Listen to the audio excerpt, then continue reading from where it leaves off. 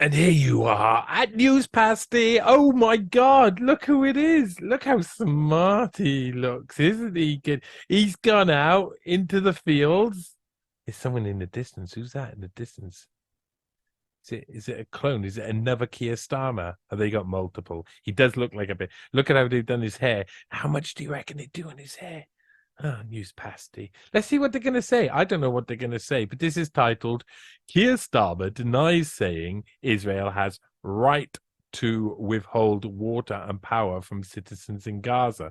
It's going to take them 7 minutes to tell you how Keir Starmer is denying he's saying that he said Israel has the right to withhold water. But I get a feeling he probably did at some point, didn't he? Because he says everything at some point, doesn't he? Yes, he So does. let me be clear about what I was saying and what I wasn't saying. I was saying Israel had the right to self-defense, and when I said that right, it was that right to self-defense. I was not saying that Israel had the right to cut off water, food, fuel, or medicines.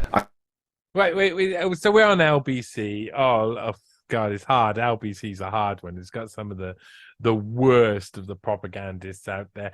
He's not saying, listen, Keir Starmer, old this new James Bond villain Keir Starmer, it's one who goes mad. Eventually he falls into a vat of acid and becomes a madman, and or loses all his hair. And it's the tale. This is the this is the origin story of Dr. No, really. um so Keir Starmer here is saying that he didn't say this, he said this. He didn't say this. He said Israel has a right to self-determination. Well, ask you this, Keir, and this is where you are undermined. This is where Keir Starmer is completely undermined. All of his reign will always be undermined, and people got to realize this on this question. Keir, do the Palestinian people have the right to self-determination and self-defense and all of that? Do they have the same rights, or are you only saying that one side has the right?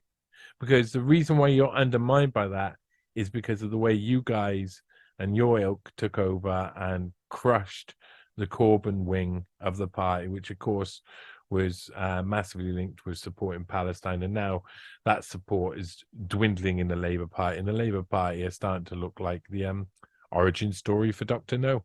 I was not saying that Israel had the right to cut off water, food, fuel, or medicines. I think you would understand. I have to start with events that we're seeing in the Israel-Hamas conflict. The slowest Ferrari in town. Look at those glasses. Ooh, they're very nice. I like them. I like a green color. He looks very handsome today, does Nick Ferrari? Oh, no, that's not the word I was looking for. Anyway, let's go on. Absolutely. Overnight, Leo Varadkar, who for my listeners is effectively the Irish Prime Minister, has said that Israel have to be careful because if they're not proportionate, they will risk losing global support. So, Keir Starmer, what is a proportionate response in your view? I think the first thing I have to say is responsibility lies with Hamas. The first thing he has to say is the responsibility lies with Hamas. That's it. Lies with Hamas. There's no responsibility on the other side. Responsibility lies with Hamas. This is cold-blooded murder of men, women, even children. What's the bombing of a hospital? What do you think the bombing of a hospital is? What do you think? You decide to do the airstrike, you strategize about it, you go into the war room, you target it, you press a button, and then you fire at a hospital. That's pretty bad. It is terrorism, and Israel has the right to defend herself. And there are ongoing situations with hostages, and Israel has the right to do everything that it can to get those hostages back safe and sound. Israel has the right to do everything that it can. Everything that it can. Israel have the right to do everything that they can. Now, I tell you what, if you've seen the images, and I'll cry if I talk about this, like Shani Luke in the back of a van, it's horrible. Like horrible. You can't get those images out of your mind. They're emotive, and they'll show them to you. They'll show them to you. There's devastation, sadness on both sides. There's a war being played by disgusting people on both sides, and there's this game that keeps the game of perpetual warfare going. This is perpetual warfare. Israel has the right to respond in any way. Wait a minute, let's see. With hostages, and Israel has the right to do everything that it can to get those hostages back safe and sound. They have the right to do anything that they can. Do you realize that Israel can do a lot? So everything in its right, cut off water, say? How about that with her water and power to citizens of Gaza? You're saying they have that right because it's implied within that very, very broad statement, isn't it, Keir? It's a very broad statement. Therefore, I'm very clear. Israel does have that right to defend herself, and Hamas bears responsibility. A siege. So that's really the baseline. That is the wiggly, wet fish approach to this. Hamas bear responsibility. Yeah. This is just like, caged animals acting like animals. Just, it's animals. What Hamas are doing and what they've done is just...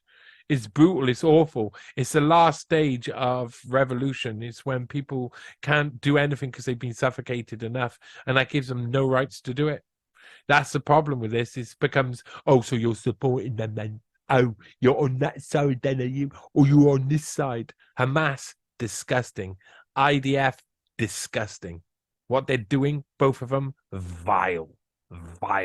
The rest, innocent. Caught up in something. And what about Keir Starmer? Well, he's playing the game exactly. Let's hear what the game is. And sound, and therefore I'm very clear. Israel does have that right to defend herself. And defend her Hamas rights, and bears responsibility. Hamas bears responsibility. So that means that Israel has the right to do anything, and Hamas bears the responsibility for that. Okay, you said it. Is appropriate. Cutting off power, cutting off water. Well, I think that Israel does have that right. It is an ongoing situation. Whoa! Wait, where am I on this? I'm going to go back to this, but let's hear it again. I was saying Israel had the right to self-defense, and when I said that right, it was that right to self-defense. I was not saying that Israel had the right to cut off water, food, fuel, or medicines. I think that's what you said. Wait a minute. Let's see. It does have that right. It is an ongoing situation. Right. Cutting off water. A siege is appropriate. Cutting off power, cutting off water. Well, I think that Israel does have that. It is an ongoing situation. It is anything. They say he can do anything. And then he says he does have that right to cut off power, to cut off water. It is an ongoing situation. Obviously, everything should be done within international law, but I don't want to step away from the sort of core principles that Israel has a right to defend herself and Hamas bears responsibility for these terrorist attacks. That is a line, a political line. That right, it was that right to self-defense. I was not saying that Israel had the right to cut off water, food, fuel. Call on all responsible states, particularly Middle East responsible states, to call this out for what it is, and to stand with the world in utterly condemning these actions by Hamas. So he's saying that Hamas bear all responsibility. Israel has the right to do anything it can. Does that include cutting off power and cutting off water? Anything it can. Yeah, Israel has the right. Israel has that right. That's what he said. Israel has the right to do anything it can. Israel has that right in direct response. Disappointed are you there hasn't been more response from the region? I am disappointed. I do renew the call for all responsible states to come forward and call this out for what it is. Okay, right. I'm just gonna wait a minute. I'm just gonna get out of the right point. Right. Okay. So we're at 2:06 in the official meeting. Look at this hair here. Look at his hair here, and look at his hair there. Okay. You see? Let's look at his hair here again. Look at that. opposite way, brushed the opposite way. It seems flat. It seems problematic. He's watched this back after people have complained about it. He's watched this back and he's gone, okay, I'll have to apologize, but first I'll have to have a haircut, won't I? Look smart, get in a suit, have my hair brushed over to the other side rather than what I was doing before. I'm going to have to do that now. I'm going to have to actually put in an effort, aren't I? Rather than when I'm call this out for what it is. Just staying with this briefly, if you don't mind me getting too personal, I know your wife is a Jewish woman. Does she have family or friends caught up in this? Yes, we have extended family in Israel, and well, then. I mean, you're going to have to say that when a potential leader of a country has dogs in various fights and then comes out really strongly on one side and basically says he agrees that Israel has the right to take human rights away. This from a Labour Party leader. He's so disgusting. The fact that they're saying, oh, Rishi Sunak is ahead in the polls is disgusting because this is what you've got as an opposition. There's no mandate going to come out of anything for this guy, this wet fish, this, oh man, just horrible. And this will be typical, I think, of many people in Israel, families, communities. They have a deep sense Britain, of shock at what is happening and fear, overladen with a real anxiety that somehow this was, they felt that with the Israeli intelligence and security that they always know they're under threat, but they felt there was a protection there, and there's huge anxiety that on this occasion that didn't seem to operate in the way that they wanted. So yeah, that is suspicious that the intelligence apparatus didn't seem to notice this coming when they always notice things coming. I think there's going to be a day of reckoning in Israel where Israelis discover that there's a lot more to that there has to have been chatter picked up. The technology nowadays is well ahead of anything it used to be before. They would have had to know this was being organized and planned. There's no doubt about it. So what's going on there? What's going on? New September the 11th, like Victoria Nuland wanted to create a new September the 11th.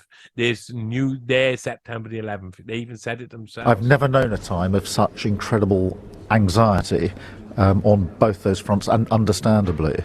What do you think success looks like for Israel or the IDF as a response? What does success look like? Look at that! Look at this leader! This is a leader. He's hiding in his hands, rubbing his head, stressed out. He can't even respond to it because he knows what it looks like. Success for the IDF and the Israelis means the complete destruction of the West Bank. Of Gaza and then the West Bank, and uniting Israel from land to sea, across from river to sea, all of it and everything in between. It's the same game on both sides.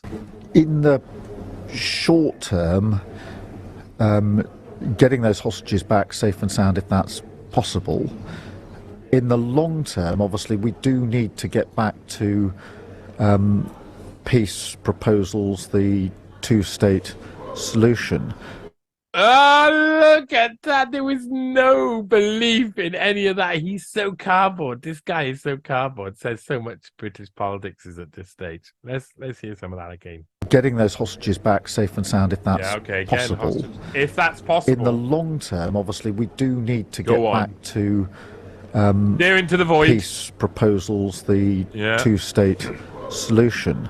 It was easy for him to say everything else, but he's like, what is it that we're supposed to be doing here? What? Peace? He's writing it on a piece of paper. Peace proposals and what? Two slaps on the roof have come off. But what Hamas has done is pushed that further away, and deliberately so. Deliberately so. Deliberately so. We must never lose hope. Something that we've seen in Israeli-Palestinian history is deliberately so, has been done over and over by both sides.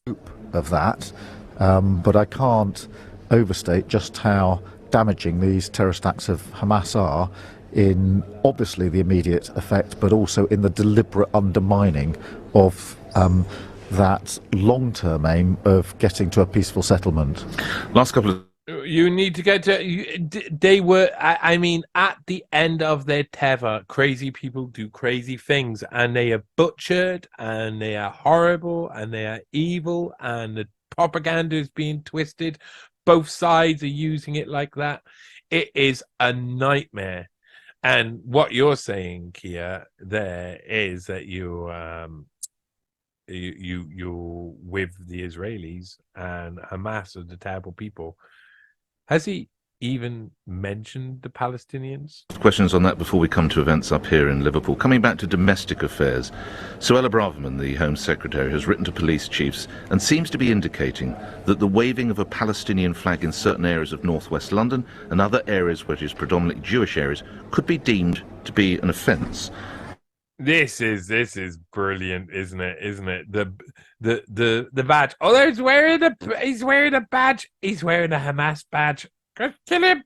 Kill him. It must mean he's Hamas. We're gonna have to take him down. Jail him immediately. Jail him for badge crimes, crimes against the badge humanity. With your legal hat on, would you support that? I think it would all depend on the circumstances, obviously. It all depends on the circumstances, obviously.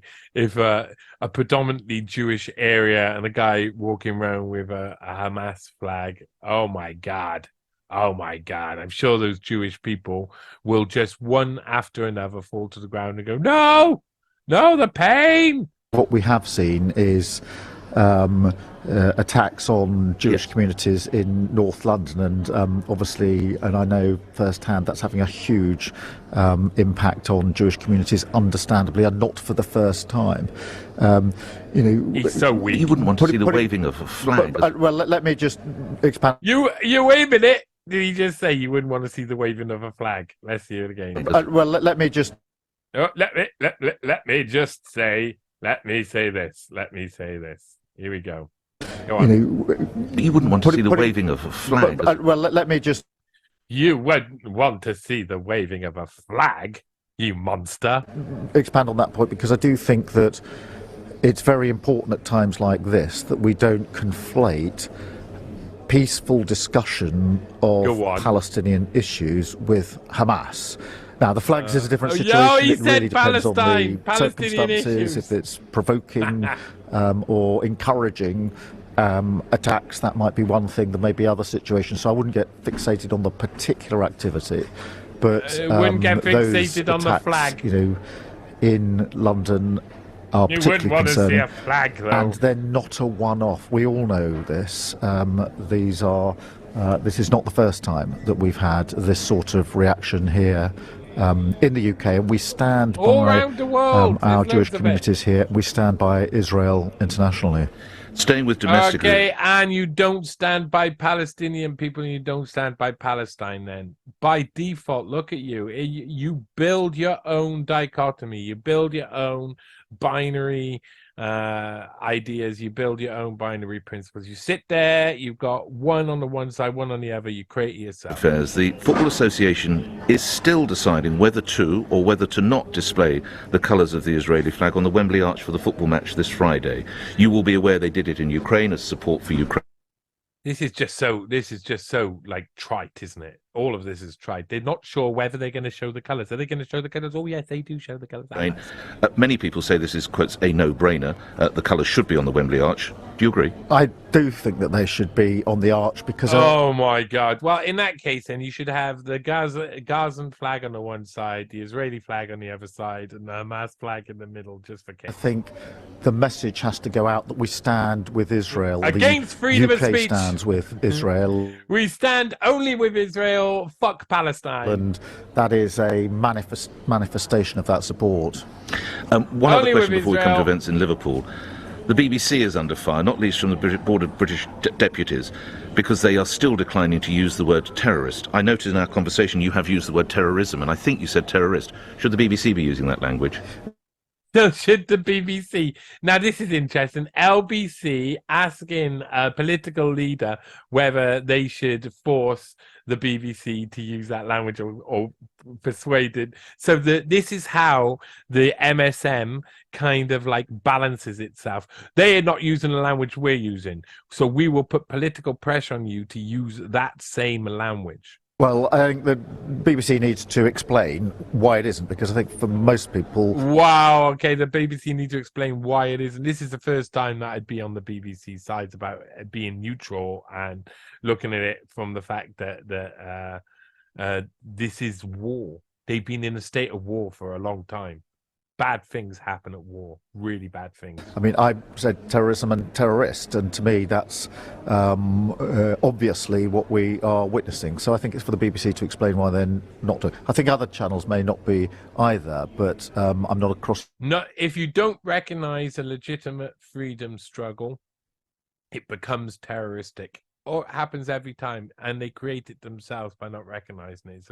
It's a very nice loop. It's a safe loop. All of the detail of that. Okay, let's come to matters here. How would you sum up the last few days? What's the mood?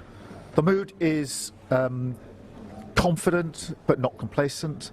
We knew that this conference this year had to be our opportunity to put our positive case to the country. When I took over 3.5 years ago as leader of the Labour Party, I knew I had three things to do at speed and in the right order. Destroy the ghost of Corbyn, destroy the ghost of Corbyn, destroy the ghost of Corbyn. First was change the party, and we had to go at speed and be ruthless about it. And I think most people now recognise we've changed like the party. Israelis. Just like Israelis would. Go on. So let me be clear. Oh, that's the end of it. But okay, that's the end of it. They were ruthless. In being ruthless is the end of it. Let's be clear. It was that right to self-defense. I was not saying that Israel had the right to cut off water, food, fuel or medicines. I think that Israel does have that right. It is an ongoing situation. Obviously, everything should be done within international law, but I don't want to step away from the sort of core principles that Israel has a right to defend herself and Hamas bears responsibility for these terrorist acts. And I would call on all responsible states, particularly Middle East responsible states, to call this out for what it is. Which is taking away people's human rights by denying them water and fuel, bombing them constantly, putting them in a situation where the only people they have to vote for and to defend them are monsters. Well done. And that's the world order, isn't it? Yes, Keir Starmer, what an arm.